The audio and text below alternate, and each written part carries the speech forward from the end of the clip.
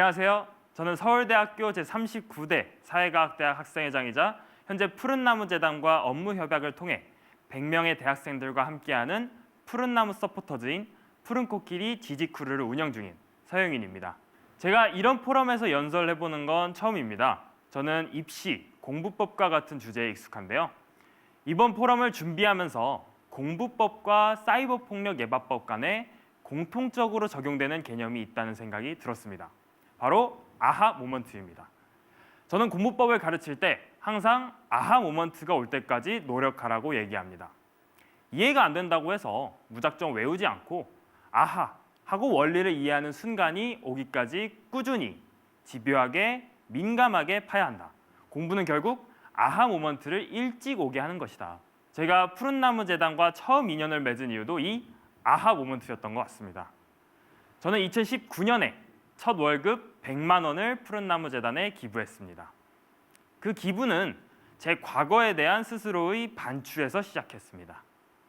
저는 미국에서 돌아왔던 초등학교 5학년 때 따돌림을 당했습니다. 친구들의 못된 장난에 많은 상처를 받았지만 그때는 그게 학교 폭력인지를 몰랐습니다. 성인이 된 이후에야 아하, 그게 학교 폭력이었구나 깨달았습니다. 반대로 제가 중학교 2학년 때는 전학간 학교에서 따돌림 당하지 않기 위해 기존에 따돌림을 당하던 친구를 의도적으로 무시했던 것도 기억이 납니다. 성인이 된 이후에야 또다시 아하, 그게 학교 폭력이었구나 깨달았습니다. 7년, 첫 번째 아하 모먼트가 오기까지 걸린 시간입니다. 5년, 두 번째 아하 모먼트가 오기까지 걸린 시간입니다.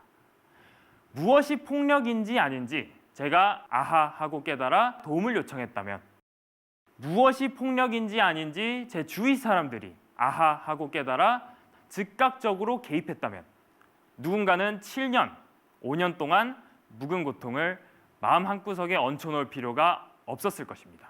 폭력은 무엇이 폭력인지를 인지시키는 교육과 이를 즉각적으로 알고 개입할 수 있도록 장려하는 문화가 중요합니다. 그래서 폭력을 목격하거나 경험하였을 때 바로 아하 모먼트가 올 수 있도록 해야 하는 것입니다.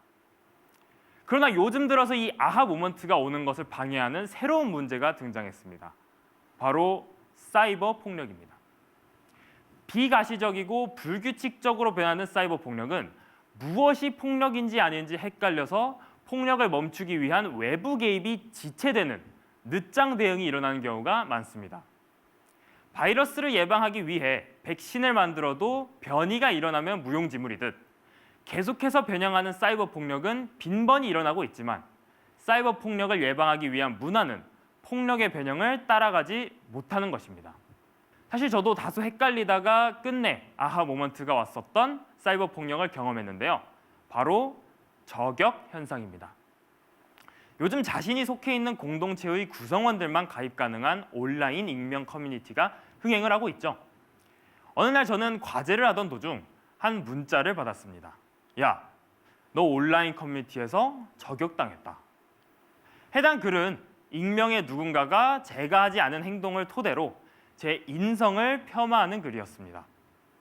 순간 너무 억울하고 화가 났지만 이 글을 쓴 사람도 결국 저희 학교 구성원이었기에 나를 아는 사람이 나에 대해 악의적인 생각을 품은 것이 두려웠습니다. 그 글에 눌린 좋아요의 개수만큼 나를 싫어하는 사람이 많았던 것일까 두려웠습니다. 그리고 커뮤니티를 이용하는 제 모든 지인이 해당 글을 사실로 믿고 나를 등 돌리지는 않을까 두려웠습니다. 비대면으로 겪는 폭력은 고통의 결 자체가 달랐습니다. 실체가 없는 폭력이기에 모두가 가해자처럼 보였습니다. 무한히 증식하는 불투명한 가해자들 앞에 저는 나약한 개인으로서 무기력하게 우울에 빠졌습니다. 가해자의 실체는 없지만 그들이 제게 가하는 린치와 그 고통은 분명히 실제했습니다.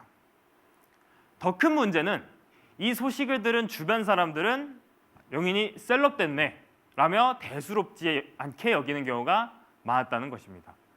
심지어 저 역시 뒤늦게 이것이 사이버 폭력이라는 것을 인지했습니다. 잘 모르니까, 처음 보니까, 신기하니까.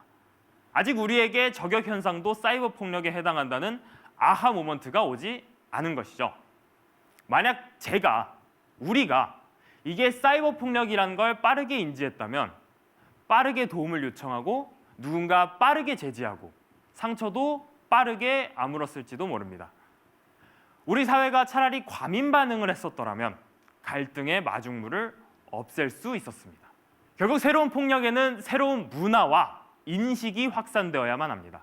그래야만 사람들이 아하, 이건 폭력이야 하고 외치며 폭력을 조기에 인식하고 초기 대응을 할 수 있기 때문입니다.